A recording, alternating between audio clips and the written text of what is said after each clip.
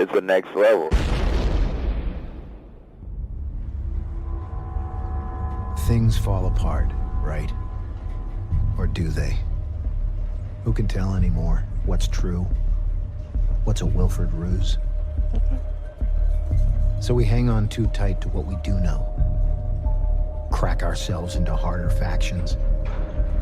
We're not afraid of our AgSec failing or biosecurity anymore. We're lighting red lanterns for Wilford because we're afraid of each other.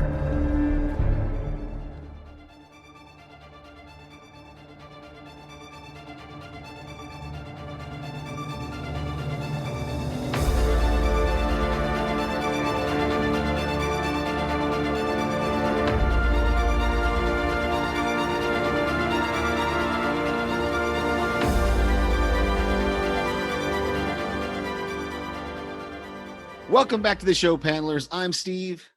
And I'm Daphne. And this is a spoiler-full podcast of Snowpiercer Season 2, Episode 8, The Eternal Engineer. And our synopsis is: an engineering catastrophe on Snowpiercer forces Layton to make a difficult choice, one that might cost him everything. Yeah, might. Might. Yeah. Might as well take that word right out of the picture. Exactly. Exactly. Yeah. Unfortunately for Layton. So what for you? I mean, there's a whole lot in this episode, but what were your initial thoughts when you finished it like the first time? Well, I wanted to go right back and watch it again because there were a lot of little things in this episode. There's so much to unpack because of the little details. And if you don't pay close attention, you're going to miss them. So I feel like we're going to probably bring up so many of those on this podcast. Yeah, there were so many little things that I missed on the first watching that on the second viewing, I was like, I don't even understand what that's about. Like, what was the whole thing about him shooting the flare off at the end? I'm not sure. It was like a turning flare, but it was red. And so I don't know if that's signaling to everybody that Wilford's taking over or I don't know. But it was... Yeah, I'm not really sure. I was trying to think, does it have something to do with Melanie so that she can see it? But I don't remember her seeing a flare. So I'm not really sure. Yeah, so I don't know if that's ever going to get explained or not, but it was very, when I saw it in the second viewing, I was like, what is he doing? What's he pulling? And like, I literally had to pause it and back it up and go back in again and go, what is that? A flare? Okay. Well, maybe we'll find out, but who knows? Yeah, I don't know. I'm really interested, though. I feel like it might have just been the signaling to everyone that Wilford has taken over. Because remember the red lights? So maybe that's what it is. Maybe that was Layton's last ditch. Yeah. Final item that he was going to do. Those last like minute and a half or so there was a lot of stuff happening that was confusing. So I may even have to watch this one again before the finale, and since we have so much time now before the finale, yes, but we'll get to that at the end. Oh, TNT, now is not the time. Yeah, to do this. Unfortunately, I need to be able to see it so bad now, and it's just going to be weird not being able to. Yeah, having to wait more than a week. Yeah, I know. Oh well, let's get into our top 5. And as I do each week, good. Why don't you kick us off? All right. I wanted to start off with Josie and Bob. I feel like they've formed this little friendship together. And she was really concerned when he came back in. And then she was starting to figure out that skin, the goo that they put on her, had this amazing effect on her face. Mm-hmm. And then she sees Bob coming back, and he's not really frostbitten. He's just frosty, I guess you could say. Yeah. Sorry. He's frosty. And she goes to him to talk to him. And then she actually goes to put her hand outside and sees that, wow, it doesn't get frozen. Yeah, I had this in my notes, her discovery that that's either a side effect or the main effect or whatever of this treatment is, she's probably not quite at Bob's level yet, but she definitely just literally stuck her hand out and had no problem and pulled it back in, and it was fine. So yeah, she seemed really concerned for him. Yeah. I think they bonded a little bit, and Absolutely. I feel like they've got this little friendship going now, and I'm hoping maybe later down the road it will come to some positive fruition and we can get things back on track with Snowpiercer and Layton back in charge, but I don't know. Ooh, So many yeah. sinister things going on. So much going on. But yeah, I loved the Bob and Josie moment. We got a lot of, like you said before, we got a lot of small moments with some characters kind of Yes. spread out throughout the whole episode. So my number 5, or my first discussion point, kind of is I want to talk a little bit about Boki. And I thought it was really kind of cool what happened with him, the whole arc we see of his character in this episode, because at first he doesn't believe Till and Layton that it wasn't the tailies. He's so convinced that there's no way Wilford would kill his breachman, and that's my attempt at an accent. But I loved once he figured it out that he turned very quickly once he figured out that it had to be Wilford's doing, because and I had to work this out in my head, is that it makes sense that Wilford would do this sabotage after killing the breachman, because the breachman would be the only ones able to fix it.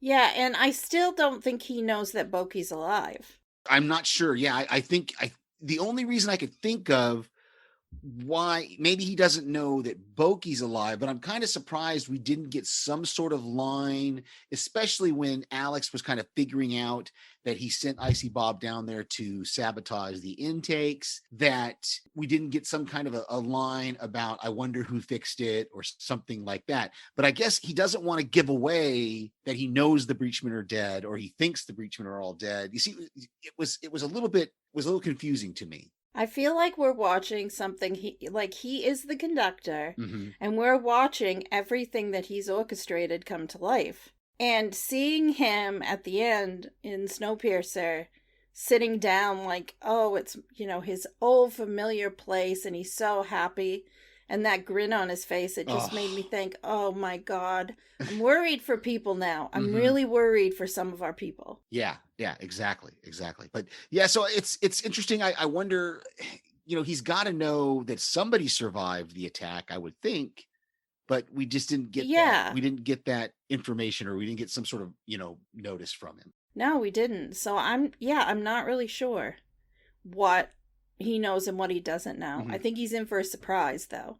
Because I choose to believe he doesn't know that it was Boki that survived. I think he may know maybe one of them did, but he may not know who it is. And to me, that is one man you do not want to piss off, and that's Boki. And now that he's figured out what's going on, he's got the proof now. Right, and he's given his loyalty to Layton. Yes. I really loved that. I'm rewatching that scene the second time. I really loved that when he gives him the button and he calls him sir, and he just says, shove it. I hope you shove it up his ass one day, huh? Yes. And I just thought that was great. Loved that quote. That was so great. So what is your next discussion point? My next discussion point, and really my next 4 could have gone in any order. I'm the same way. Yeah, I wanted to bring up Miss Audrey. I'm still, again, wondering, is it the long con that she's playing, or is she fully turned to Wilford? I don't know. I don't want to think that she's gone to the bad side, and she does have that conversation with Josie about being free of the weight of others and the future being hers if she wants it. And I can understand, when she was on Snowpiercer and wanting, feeling like the weight of the world was on her a lot, but still. Yeah, I'm with you. I'm right there with you, because I'm so torn about this, because I want it to be a long con. I want it to be that she hasn't been sucked in. And so the only answer I could come up with was that conversation in the dining car. There's other people around, so maybe she, had to say things for the benefit of them, but it's still, I'm thrown off by Miss Audrey, and I don't know where she stands, and I want to know. Yeah, me too. I'm sure they're going to resolve it, or hopefully they're going to resolve it one way or the other in the season finale. In 2 weeks. Yeah, in 2 weeks. I can't believe it's a 2-hour one, but still, we got to wait 2 weeks for it. I know. So yeah, I know. Yeah, Miss Audrey's kind of my same thing with my number 4, that I don't know what's going on with her, and I'm just still Yeah, I don't know Yeah. where she's at. I feel like every week we just get more and more confused about it Mm-hmm. because she isn't showing any signs of being on the Snowpiercer side anymore. Right, exactly. But we don't know if that's a put on or not. So. Right. I don't know. She's really talented. Mm-hmm. Let's hope. All right, so let's go to your number 3 or your next discussion point. My next discussion point is Layton as a leader. Mm. And he was really, to me, this episode, I felt like he was really getting into the groove of being the leader and earning the respect of people, at least making people conflicted, even if they were thinking, well, I should support Wilford. I like that people are just kind of looking at Layton and realizing that maybe they should be conflicted and not just immediately think Wilford is the best for the train. He's only the best for the train if you're a first-class passenger. Mm-hmm. Outside of that, he's not good. I mean, you saw how the others were living on Alice, and yeah, I just don't think he's going to be good. I'm really concerned. Again, it's one of those things that I look at it and I go, they don't like that whole conversation that Roshan and his wife have where she thinks it's better for Snowpiercer to have Wilford in charge. She says he was in charge for 7 years. I really wanted Roche to say something like, but it wasn't really him. You know, it was Melanie pretending to be him and the thought of him. So it was actually not his actual, his style. So we don't really know what Wilford's leadership is going to be, but we know it's not going to be good because we saw, like you said, we saw how people are living on Big Alice. Yeah. And it's just like, if that happens on Snowpiercer, I mean, what is he going to do about the tailies? He could just cut off the tailies altogether. I know. I'm concerned about that. And this episode really left me really concerned about our people.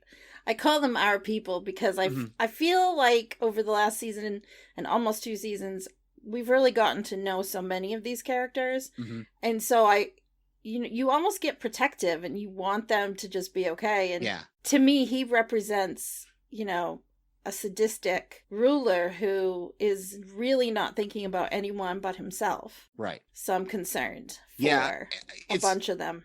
And I'm a little surprised that his little, if the people of Snowpiercer knew that he had caused the sabotage, maybe it wouldn't have been as easy for them to, jump on his bandwagon and make him the leader again. But who knows? I know. I think we're in for a rude awakening. I think everyone is, except for first-class passengers. I think that they're definitely, probably very happy that he's back. Yeah, I'm almost worried that these 3 seasons, because we know the 3rd season is coming. I'm almost worried that it's like a 3-act play.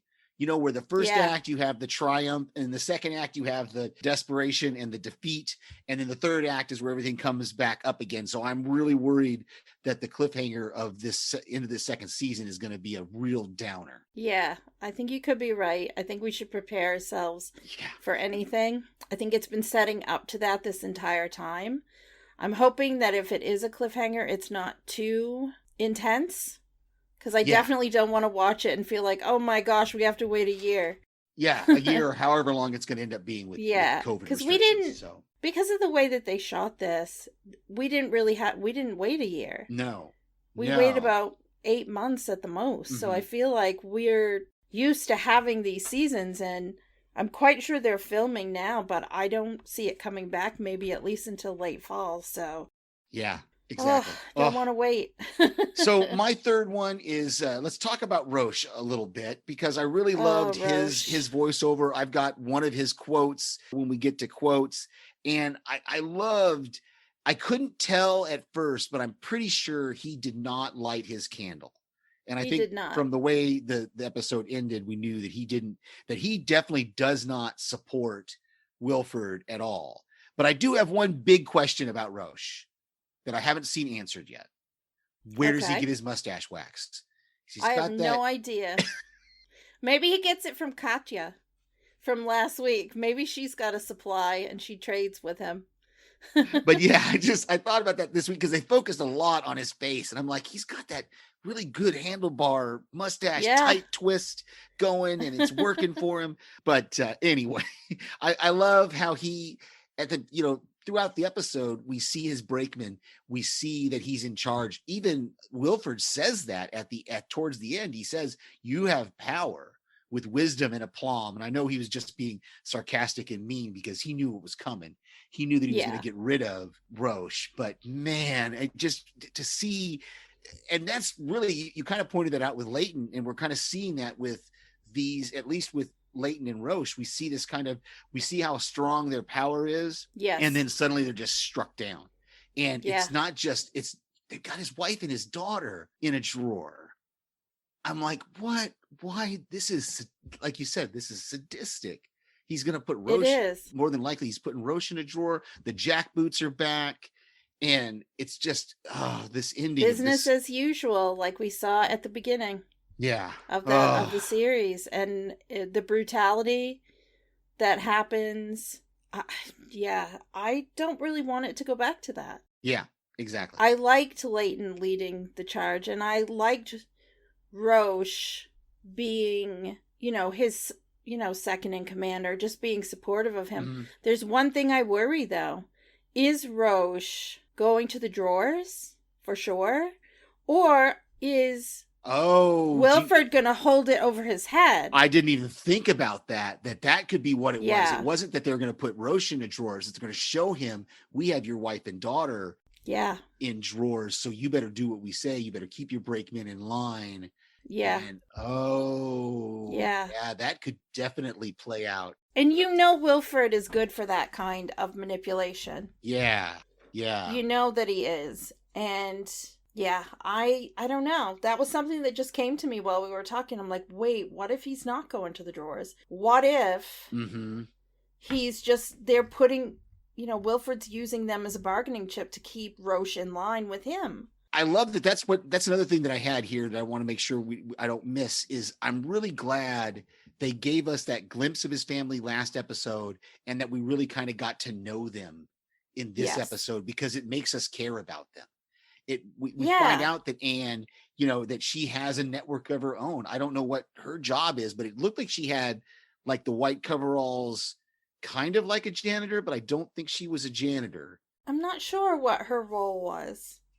And we know his daughter goes to school, and he moved his daughter up train to try to keep her safe, and that didn't work. So, and his wife was really focused on the fact that Pastor Logan was a good man, even though he wasn't a good man. Right. And I couldn't really tell in that moment when he asked her if she believed Logan was guilty or not. She just kind of shakes her head, and I wasn't sure how she fell on that. So, I would think that she supported her husband and his thoughts, but. She may have a mind of her own, and maybe she's involved. I don't know. So many questions. Exactly. They get answered at weird times. We just, like I say every week, we need a whiteboard with a question and a spot for an answer, and then we can fill it in as we go. Exactly. We don't get those answers that we want every week. It's all like spontaneous. So it's like, that's the answer. Right. All right, so what's your next one? My next one is Wilford as the conductor of the orchestra. The orchestra is Snowpiercer. I kind of mentioned this earlier. He seems like he's prepared for all the contingencies. Like, how did he know that Melanie had done some work on the engine? Well, I have to disagree with you on that fact. I think he didn't know what she had done. And that's what, because Ben says, Ben or Javi, one of them says, Melanie retrofitted the Boki, or retrofitted that thing on our 5th rotation. And that's where he comes up with the Melanie hack. And he's like, her hack has caused my module not to work. And I think that's one of the few times we've seen Wilford break. Because he suddenly, you're right. I think you're right. He suddenly is not in control. And when he talks to Alex, and Alex says, "Is this your doing?" And he's like, "No," and he's like, really like, and you can tell until he doesn't settle down, until he figures out how to use it to his advantage. And that's what this was my number 2 as well, was to talk a little bit about Wilford. So I think I have to give him a little bit of props, though. That thing with the hand with Josie was pretty cool, where that was pretty cool. And I that seems legit. Like I didn't look it up or I didn't research it or anything, but that really seems legit. I know there was I hate that I bring this up. I used to watch Grey's Anatomy. I don't anymore because it sucks. But but there was Tell us how you really feel, Steve. There Tell was us a how you character. really feel. There was a character that lost her leg, and she was having phantom pains, and one of the doctors gave her a mirror so that she could set and see, and it would look like when she looked down, it would look like she had two legs. Oh, And okay. a friend of mine who's a counselor he's a counselor now, but at the time he was studying, he said that's a real way where they treat phantom limb syndrome for those kind of things, is they put a mirror down there so you can actually see two legs. And so it sounds legit, the thing with the fake hand and then the blanket over it so she couldn't see that it was detached. So that sounded legit. So I got to give him a little bit, but then he's just manipulating her after that, because he's all like, we're not going to lock your door anymore, and welcome to Big Alice. And he wants something from her. Yeah. He wants something from her. He knows Icy Bob is not at 100%. It may not even survive his little trek that he took outside. And so he's going to need a backup plan. He doesn't understand. There's one thing that Wilford doesn't understand, and that is Josie is probably one of the toughest people on that train. She's so loyal to Layton. Exactly. And he's about to reunite them. Yes. Because Layton's being taken to Big Alice. Yep. So it's going to be interesting to see. Then we find out about kind of like the double sabotage where Icy Bob put that what did Boki call it, a number 10 Wilford, that big spike in there. But there was a secondary part of the sabotage that caused it to damage this God module. And of course, Wilford's it's called God. Yeah, is going to have a God module. Oh my goodness. That only he has control over. I love that it was the tunnelman that saw him and reported that he was back and he was going to the engine. And we already talked about kind of that frustration that he had when he realized everything was not going according to plan. Yeah. But then, like I said, he uses it to his advantage and actually kind of moves Javi out of the way. He gets some jabs at Layton there about, Layton, you're not an engineer. It takes an engineer to do this. And really all he does is just, he flips some switches and he gets on the radio and he tells everybody to start. Yeah. I mean, but that's all it took, because as soon as people heard his voice, that was it. Yeah. They're all like, love him so much. Yeah. And I'm just thinking, you really don't know what he's all about. And I don't think that being on Big Alice has softened him up. Oh no.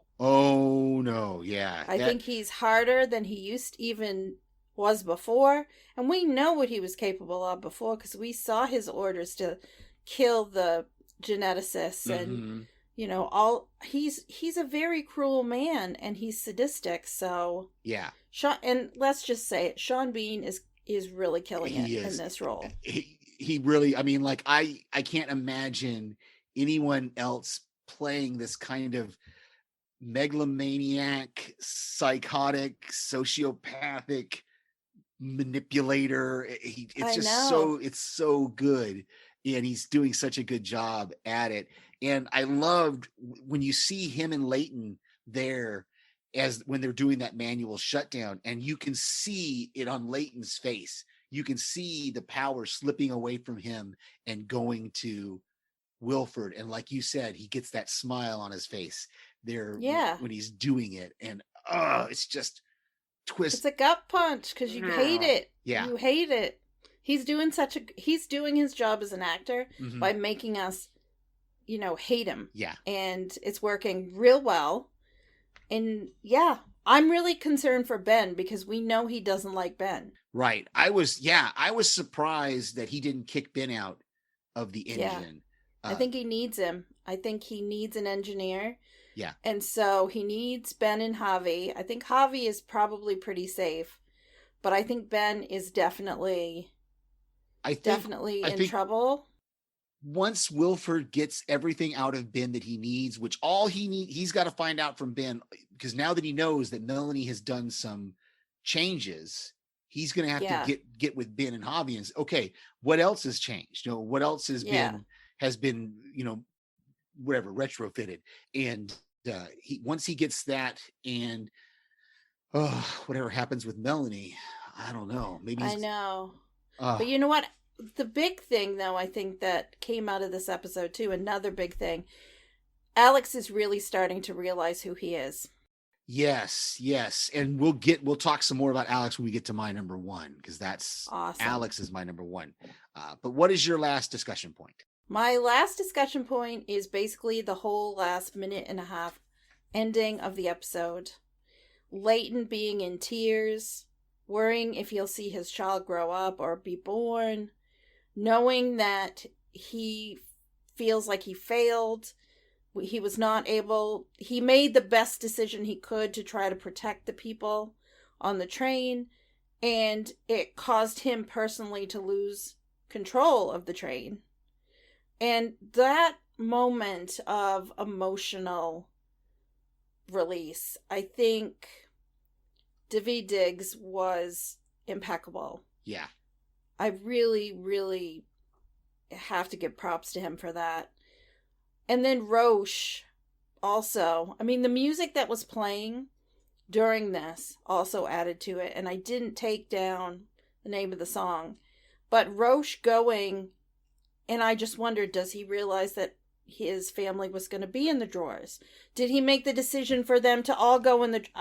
I don't know. Yeah, and that... Again, that was another of those moments with Miss Audrey where he's like, "Oh, you're my escort." I wonder if he thought he was going into the drawers. You know, I don't know. I thought he was going to see Wilford. Yeah, I'm not sure now that you mention it. I'm not sure what he was doing. Yeah. He passed off Layton to the jackboots, and the jackboots, which that was another thing that kind of confused me, why Layton was handcuffed in that hospitality room. Were they worried that he was going to try to take over the train, or I don't know? And the jackboots, you know, we get that rumor. There's that rumor from the other brakemen that the jackboots are organizing again. And it was like, I was going to snap my fingers, but I don't want to mess up the recording. It was like we didn't see anything of that until right now. And it's all of a sudden Wilford reappears. The jackboots are back up.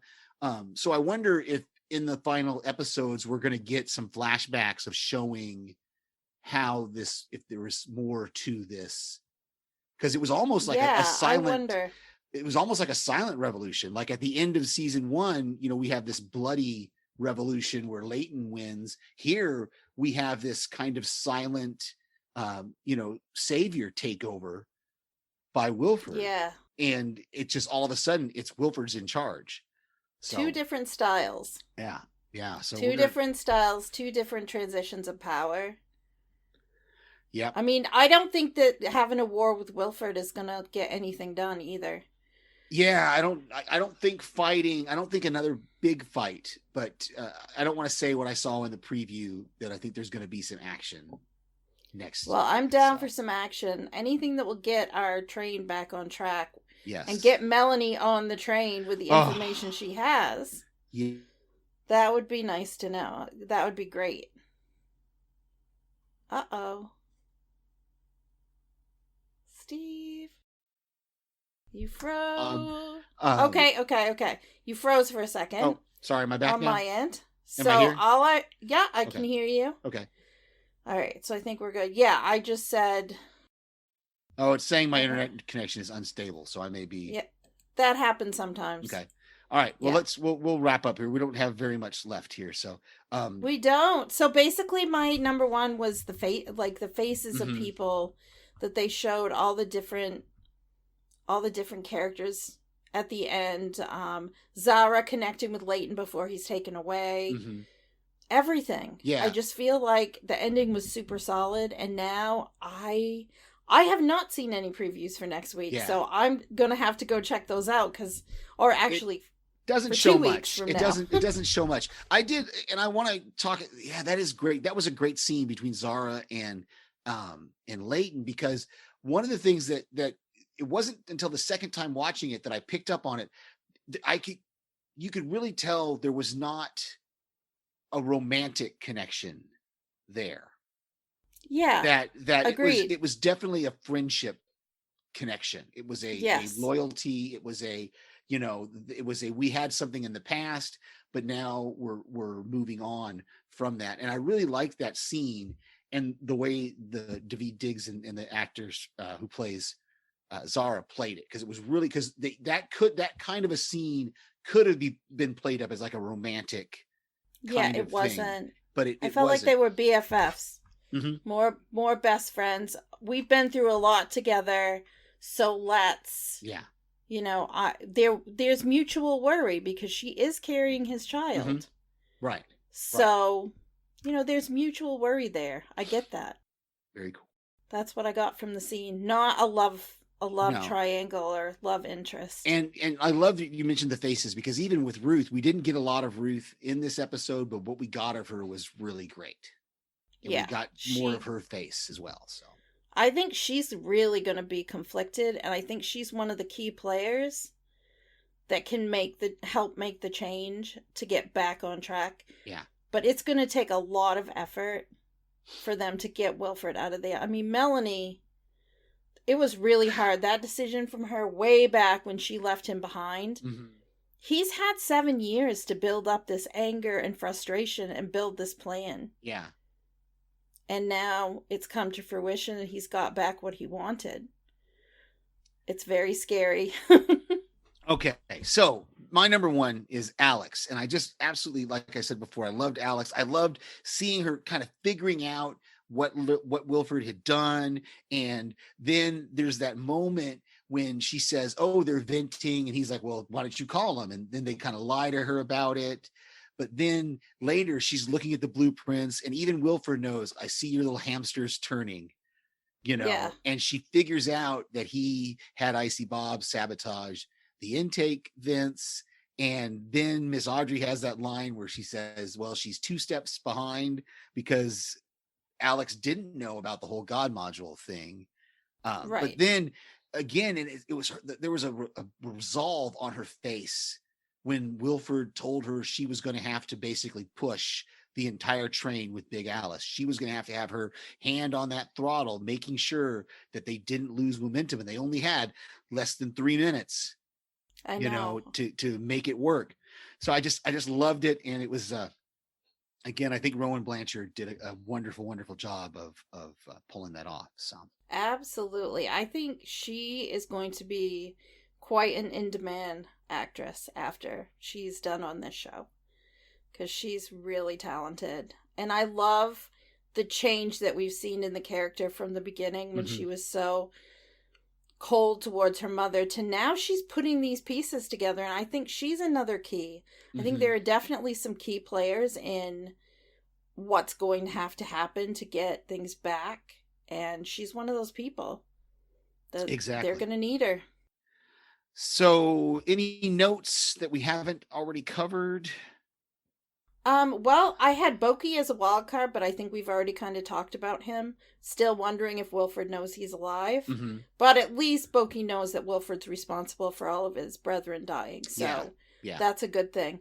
And the other thing that I had was this little romance between LJ and Oz. That was interesting.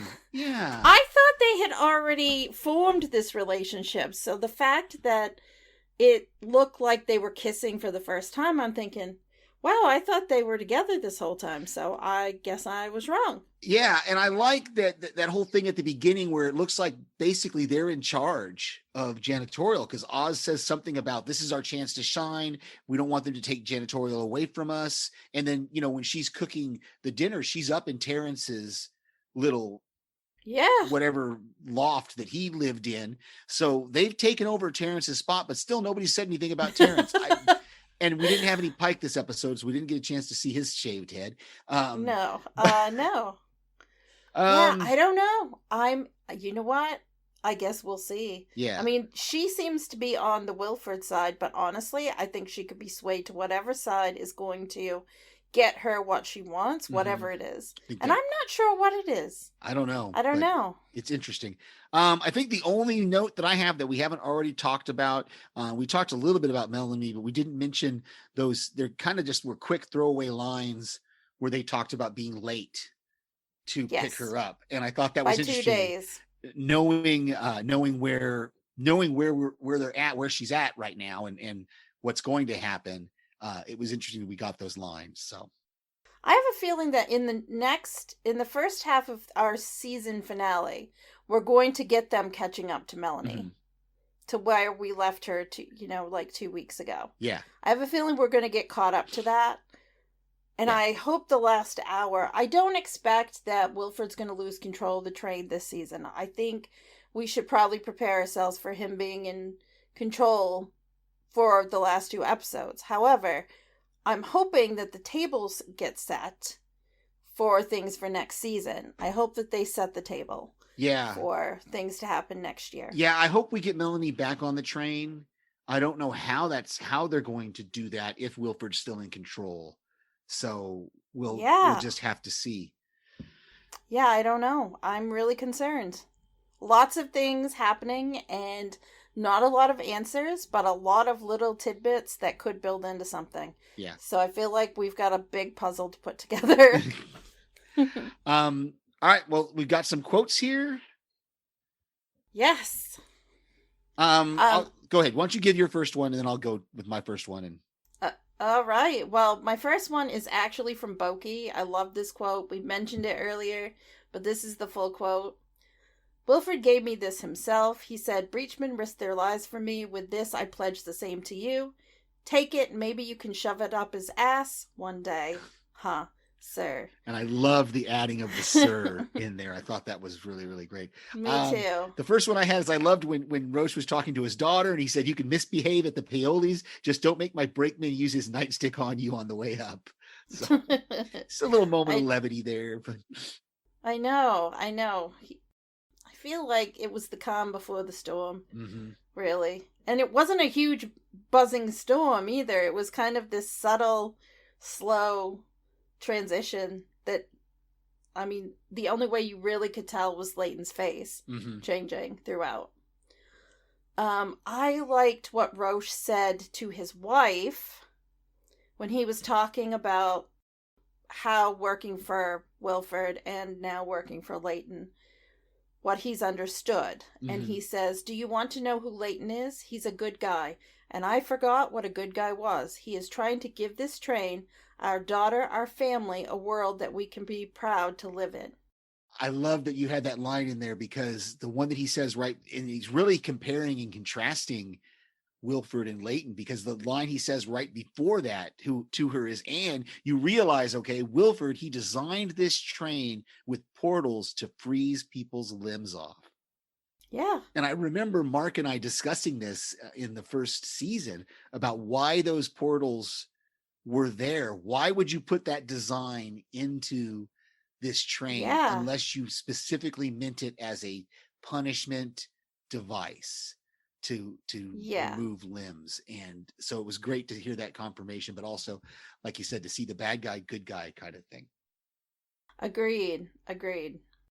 I think, too, one thing we learned about Roche in this episode that we didn't mention is he and his wife had lost 2 other children. Yeah. And I didn't get if that was before. I'm assuming that was before the train, but I don't know if it was, Yeah, I'm not sure. They didn't really elaborate on it, but that's what reading this quote reminded me of that, that, yes, he also mentioned that they had lost 2 children. Man. And they, of course, they don't want to lose another. Right.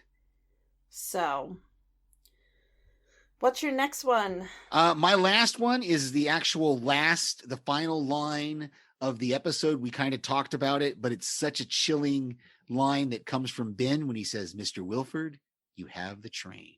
Oh, and the look on his face. He looks resigned and defeated. Yeah. So sad to see, because he felt he was so empowered before. He's always been empowered, but he looked completely destroyed. Yeah. And that was really sad. Well, my last one was kind of a funny one. It was an exchange between Oz and LJ when they were up cooking in Terrence's old flat. And Oz says, "You were great today." And she says, Yeah. I was like some working class action hero. I'm like, yep. Okay. Really, really You go, good. LJ. There we go. And I love that him telling her that she's the only person who likes him. And when she talks about Till, and he's like, no, Till and I just went through things together. And Yeah. and we weren't really friends. We just have history. And I Right. was like, oh, but you're my person. So I love that. It's a cute little psychotic um Couple, yeah. I don't know that he's really aware of just how psychotic she is, but she seems to be doing okay right now, so we'll she maybe calm down a bit. We'll see. chopping people's things off Yeah. anymore. So I do have a podcast recommendation that I want to put out there. Okay. I didn't put it in the notes, but this week TV Podcast Industries, they covered the making of the WandaVision, and I saw that. it was a wonderful episode. I want to watch that documentary now, because all the things that they brought up, that of things that were specifically done on purpose and the way it was done. So if you have not checked out Derek and John and Chris over on TV Podcast Industries, go check them out with their review of the WandaVision documentary. I think it's called Assembled or something like that. We're gonna Yeah. have to see if we can find it somewhere. Oh, definitely. I have one this week. It's one I just started listening to, but I find it really interesting. Mm-hmm. This lady, her name is Kate Shondy, and she does a podcast called Work, actually. And she talks to people who have different types of jobs and gets like the real story of what it's like to be in those jobs. Huh. And it's very candid, and she promotes it like it's the realities behind the job, whether you're looking to change a career or are just damn nosy. And I find that humorous because, when you go and interview for a job, you ask those questions in the interview. You're never really sure if that's real information or if someone's sugarcoating it.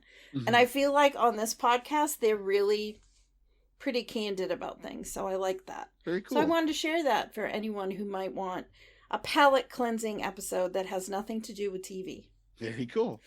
Well, as always, you can submit your feedback to us on our Facebook page. We'll be putting up a post for feedback every week or every 2 weeks, depending on when the stupid show's coming back. No, it's not a stupid show. It's a stupid channel.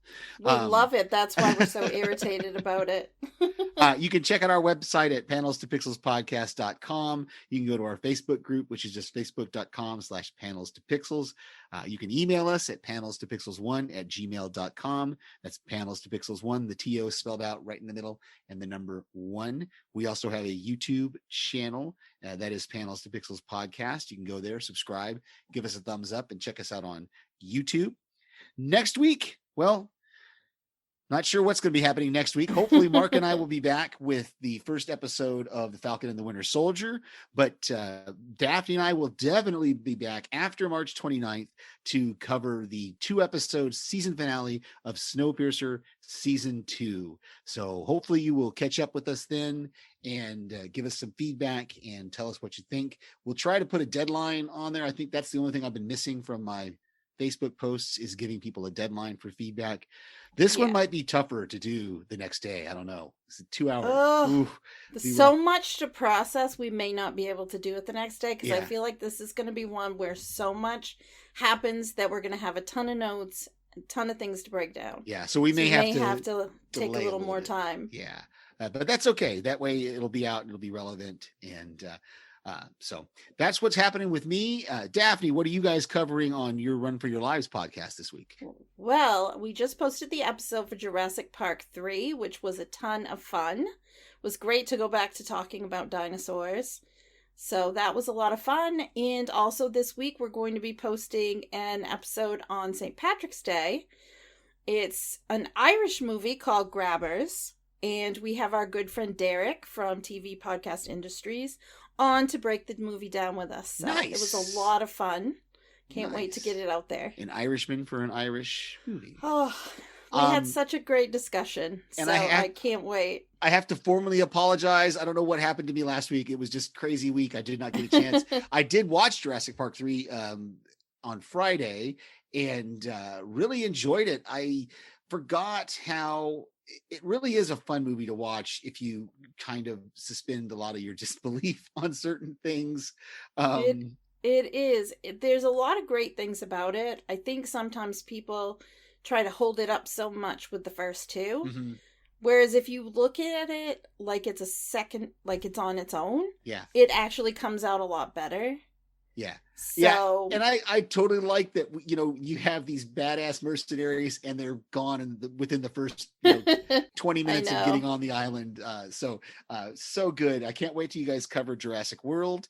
I will definitely be getting a voicemail to you for that one. I wasn't able to watch Grabbers this week, but I did send you a voicemail. So hopefully you'll you appreciate have got to watch Grabbers, Steve. I've got I to think figure out how to see it, because like I think I can pay for it on Amazon Prime. you really, if there ever was a movie made for you, this is the one. It looks like it. It looks like it. It so. is all kinds of fun, and I'm really looking forward to getting that one out there. And Paige and I also announced on our podcast that we're going to cover Camp Cretaceous, Oh, which I is did one of hear the that. Jurassic Park, a Jurassic World themed animated series. So we're going to be doing that as well. So lots Okay. of stuff going on. To try to check that on. That's on Netflix, right? Yes. Yeah. Okay. Well, very cool. Well, thanks everyone for listening. I'm Steve, And I'm Daphne. and this was Panels to Pixels, and we'll see you on the next panel. Good night. Good night.